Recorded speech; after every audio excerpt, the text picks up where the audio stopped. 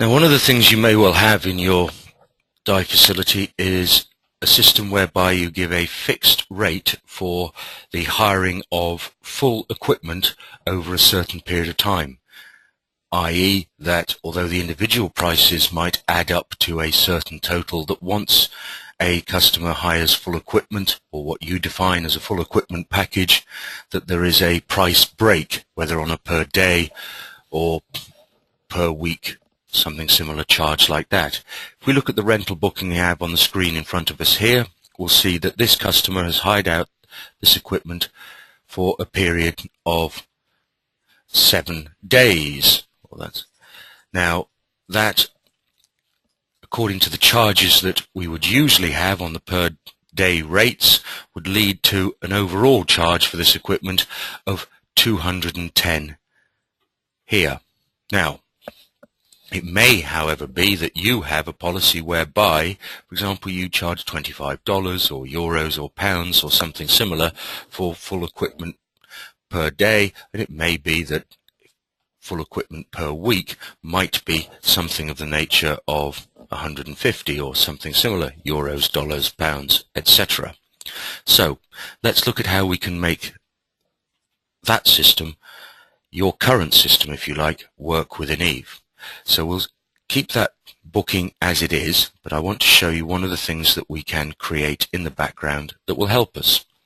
And what we're going to do is to go to the inventory module, and we're going to create a new stock item. And I'm simply going to call this stock item full equipment rental 1 week. Obviously the name is entirely up to you. This is just an example. I'm going to give this a stock number as is required. Again, choice up to you. I'm going to use the same stock type that we have for our equipment rental bookings of equipment rental, and I'm going to use the store name in this example for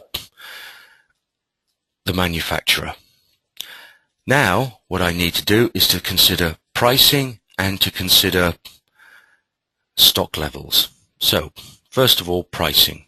In this example of the price per week, let us say we do have a 150, and obviously it's whatever currency you're working in locally, charge for that full equipment 1 week hire.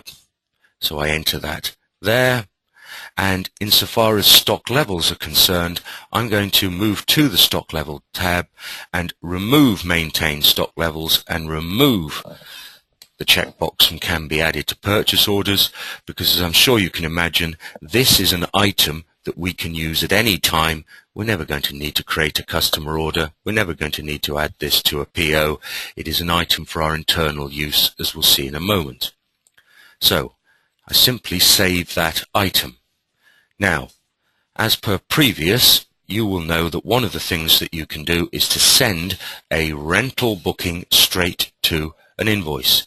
So if we return to this rental booking, imagining that we have just created this rental booking for the customer, we send this to a new invoice, and Eve will bring in, including the discount bands that might be appropriate for our particular customer types, what that rental booking would be.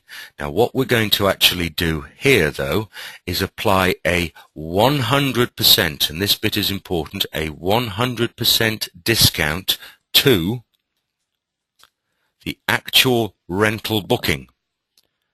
At the moment, of course, that now appears as if we're selling this for nothing, and that's no good. So what do? Well, now we're going to search for our stock type of equipment rental, where we have just created our full equipment rental 1 week stock item, and I'm going to add that to our shopping basket here. You'll see that if this customer type does have a particular discount band structure, they will receive that as well. If they don't, it was a different customer, they wouldn't obviously. So that will allow us to control the possibilities of making sure that we can still stick with our standard per day, per 3 day, per week, per 2 week, if you like, full package prices for rentals, while still maintaining control over exactly which items have gone out at which time to which customers. And I would now simply finish this off by going to payments, selecting the payment method as per usual, and ending the rental booking sale.